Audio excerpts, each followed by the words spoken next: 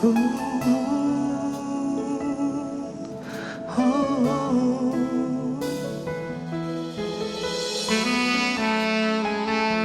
love you, Lord. That's why we worship you. Saya ajak kita, mari kita angkat suara kita. Kau telah buktikan cintamu padaku. Kau membayarku dengan hidupmu. Ku bersyukur yang ada padaku. Semuanya milikmu. Ku persembahkan seluruh hidupku di mezbahmu.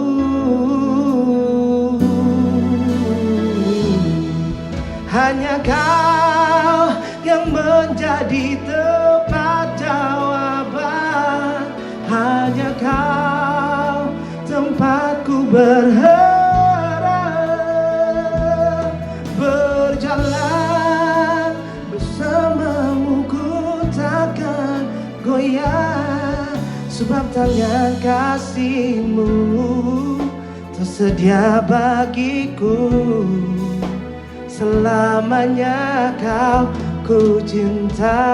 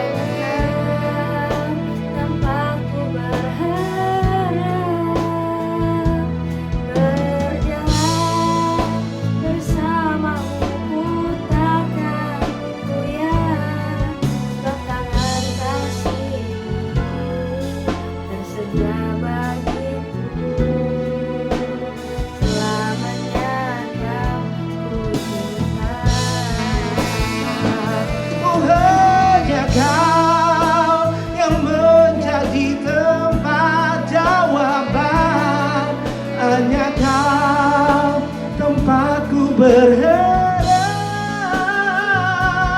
Berjalan bersamamu ku takkan goyah. Sebab tangan kasih-Mu tersedia bagiku. Namanya kau ku cinta.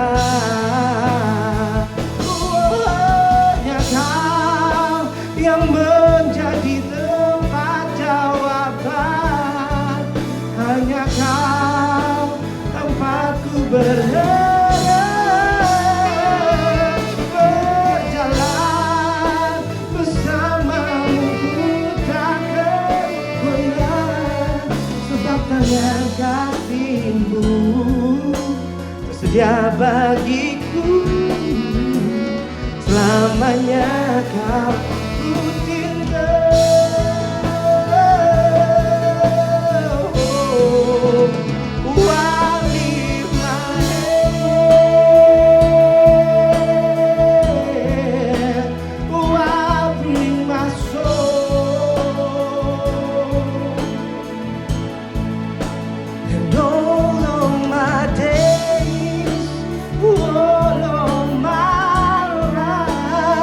all of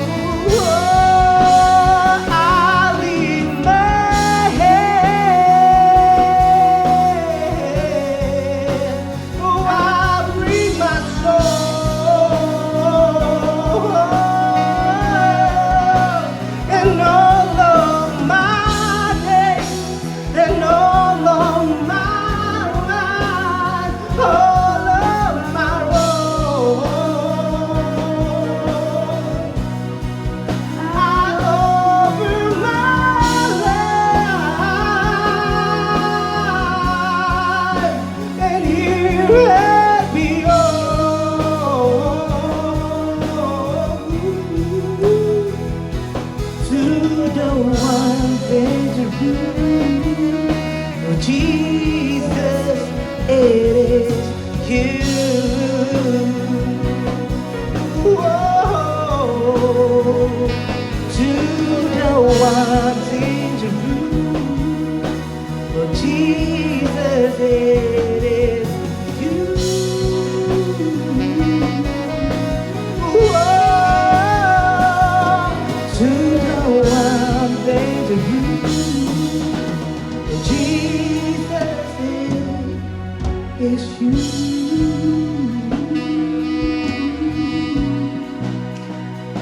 Hallelujah.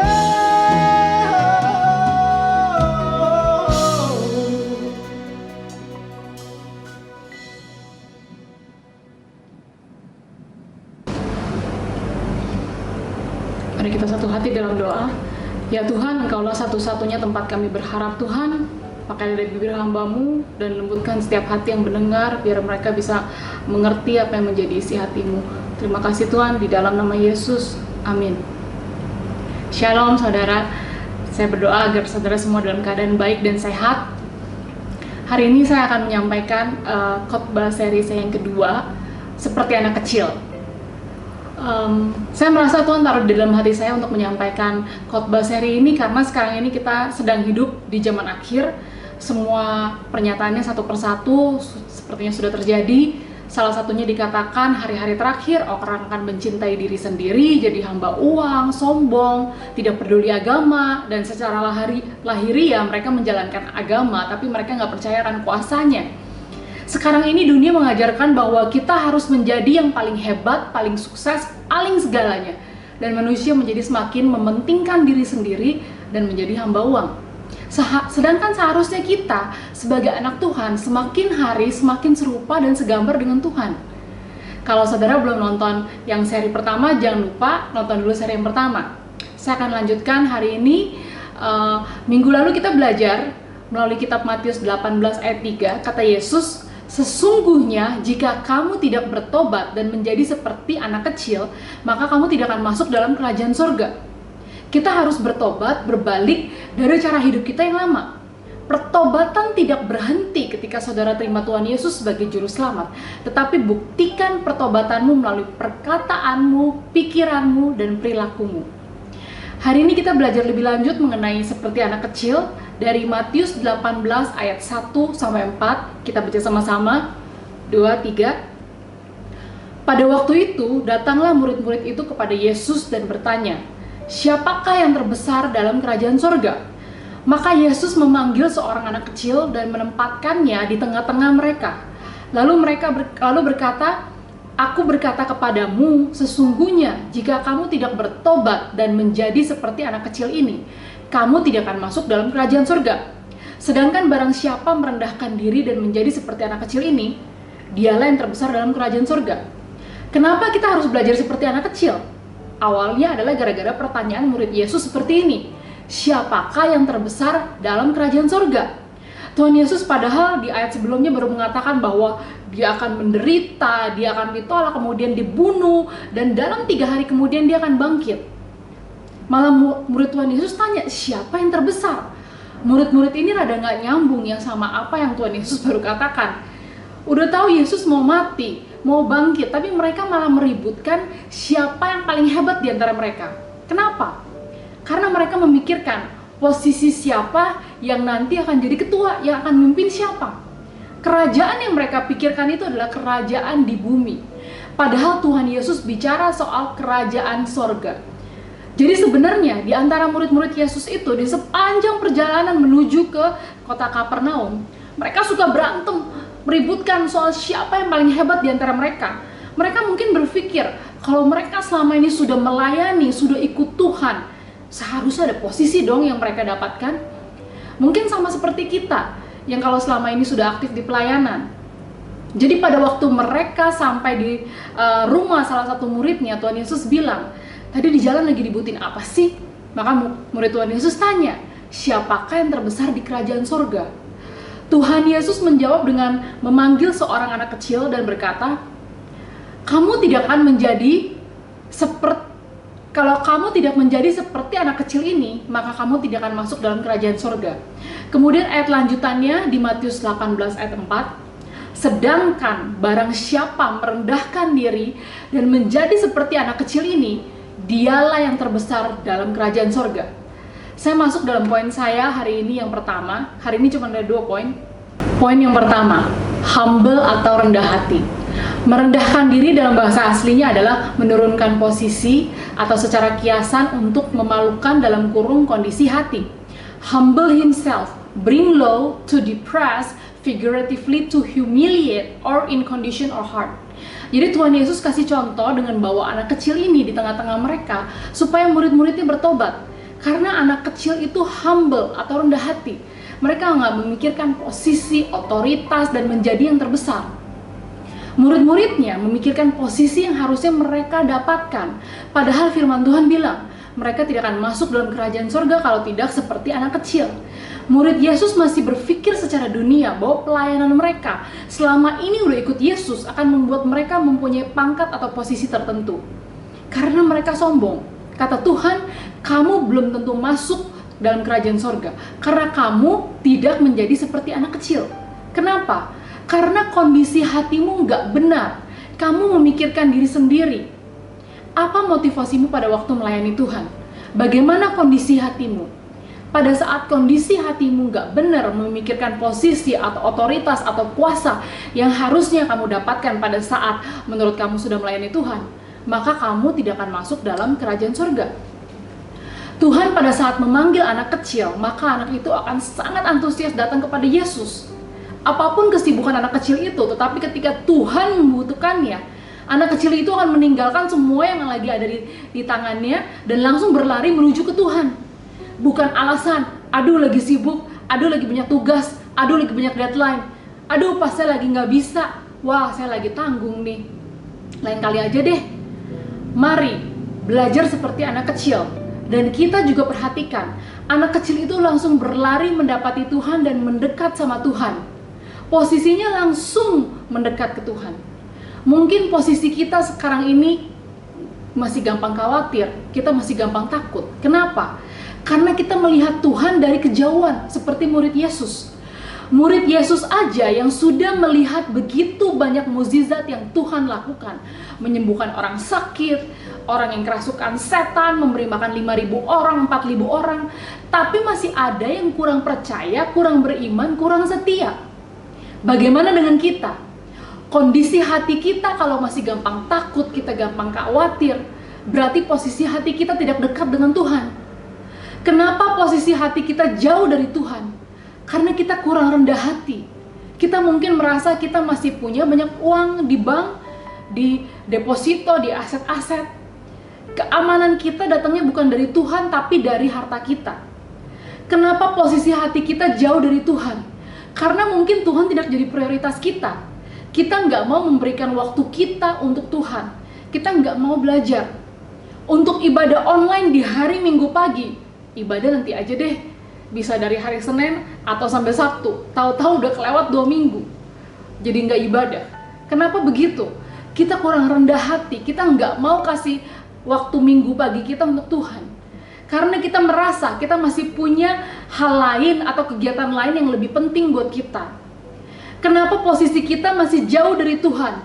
Karena kita sudah tidak mau lagi ikut-ikut pertemuan-pertemuan ibadah yang bisa membuat kerohanian kita semakin kuat. Kita tidak mau merendahkan hati kita. Setiap Zoom meeting, doa bareng, kita udah gak ada waktu lagi. Tapi pada saat atasan kita telepon atau orderan dari PO dari customer, jam berapapun kita selalu ada waktu. Kita memberikan kepada Tuhan remahan waktu kita dibanding buat atasan atau customer kita. Kenapa posisi hati kita masih jauh dari Tuhan? Karena kita kurang rendah hati. Pada saat Tuhan memanggil kita, kita bilang belum saatnya. Atau ini bukan pelayanan saya yang saya mau. Rendahkan hatimu. Kita tidak menghargai panggilan kita dan kita jadi nggak serius pada saat kita datang kepada Tuhan. Kita nggak give our best, kita tidak memberikan yang terbaik. Pada saat kita memikirkan diri sendiri, maka kita akan semakin jauh dari purpose Tuhan atau rencana Tuhan buat kita. Kalau semuanya baik, everything is good, kita biasanya jarang mau merendahkan hati kita. Nanti kalau keuangan sudah turun, pekerjaan gak ada, bisnis mulai turun anjlok, kena sakit penyakit, kita baru benar-benar cari Tuhan, mau mendekat sama Tuhan, minta didoakan. Di mana kondisi hati saudara sekarang? Tuhan mau pada saat Tuhan panggil kita, seperti anak kecil akan langsung mendekat. Hatinya tulus, tanpa agenda, gak ada ambisi. Anak kecil itu tidak sombong, rendah hati, dan dalam posisi selalu siap untuk belajar. Semua orang pasti mau meraih pencapaian terbesar dalam hidupnya. Tapi Tuhan Yesus berkata, barang siapa merendahkan diri dan menjadi seperti anak kecil ini, dialah yang terbesar dalam kerajaan sorga. Maka, jadilah rendah hati, jadilah seperti anak kecil. Ketika Tuhan membutuhkannya, seorang anak kecil langsung berlari mendekat kepada Tuhan. Stop pakai alasan lagi sibuk, banyak deadline. Jangan hidup hanya untuk sibuk cari jabatan atau pengakuan orang. Always give our best to God. Berikan yang terbaik untuk Tuhan, bukan dari sisa waktu kita. Poin yang kedua hari ini adalah dependent atau bergantung. Salah satu karakter anak kecil adalah sangat bergantung kepada orang tuanya. Dia hidup melalui persediaan dari orang tuanya. Mau makan, tunggu disiapkan oleh orang tuanya. Kalau dikasih sayur hijau ya tetap terima aja, tetap dimakan walaupun mungkin makannya rada lama. Mau sekolah di mana, apakah yang Kristen, apakah yang liberal, atau ke kurikulum nasional, Cambridge, IB, itu semua orang tuanya yang pilih. Mau pakai baju model apapun, yang jadi stylistnya adalah orang tuanya, dia tinggal pakai aja. Tuhan mau kita mempunyai ketergantungan yang sama kepada Tuhan seperti anak kecil kepada orang tuanya.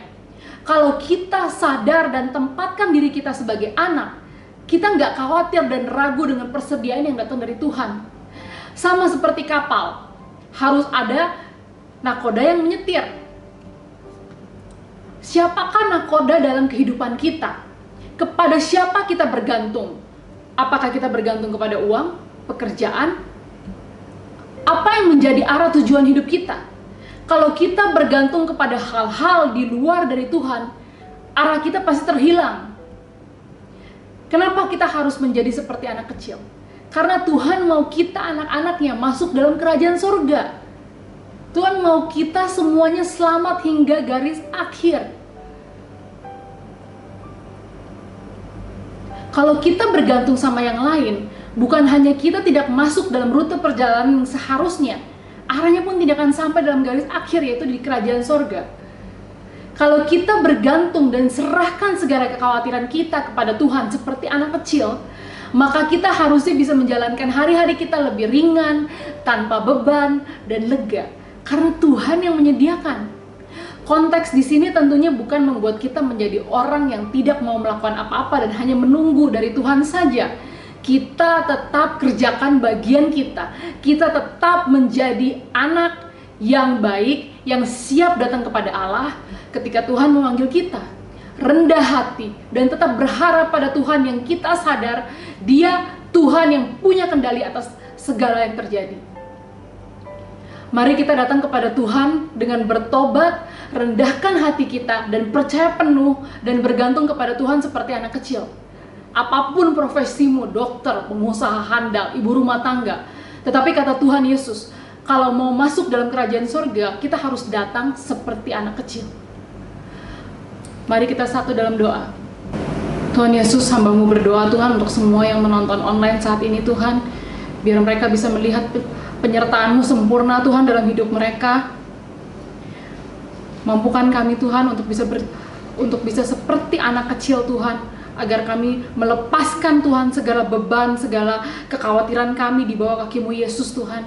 Biar pada saat kami melepaskan beban itu Tuhan, hamba-Mu berdoa Tuhan agar semuanya bisa merasakan kebaikan Tuhan, bisa merasakan suatu kelegaan. Sebab Tuhan katakan, datanglah kepadaku semua yang berbeban berat karena aku akan memberikan kepadamu kelegaan. Tuhan Yesus, hamba-Mu berdoa Tuhan untuk setiap mereka yang merasa bahwa saat ini mereka kurang ada suatu pengharapan Tuhan, biar mereka bisa berharap hanya daripada-Mu, biar mereka bisa berpegang hanya daripada-Mu Tuhan. Hamba-Mu berdoa Tuhan, Biar setiap semua yang menonton Tuhan, Tuhan sembuhkan Tuhan setiap luka-luka Tuhan, sebab Tuhan katakan dengan bilur-bilurnya kau menjadi sembuh. Hamba-Mu berdoa Tuhan untuk setiap yang menonton saat ini juga Tuhan, biar mereka merasakan kasih-Mu Tuhan, seperti seorang anak kecil yang begitu excited, begitu senang pada saat mendekat kepada Tuhan, biar mereka bisa bangkitkan kembali kasih mula-mula mereka Tuhan,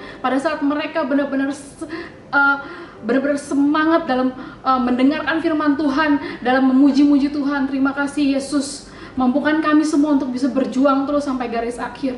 Di dalam nama Yesus Tuhan, Hamba-Mu berdoa Tuhan. Amin. Happy Sunday, Tuhan Yesus memberkati.